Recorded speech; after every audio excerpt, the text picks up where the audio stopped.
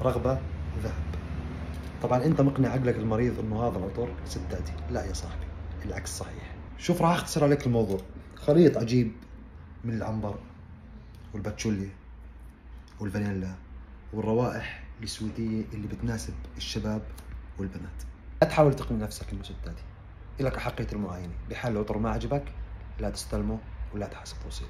وبالنسبة للسعر 15 دينار شامل التوصيل. ما عجبتك ولا أحلى منها، على حب من قلب إنك ترجعها وما عندي أي مشكلة.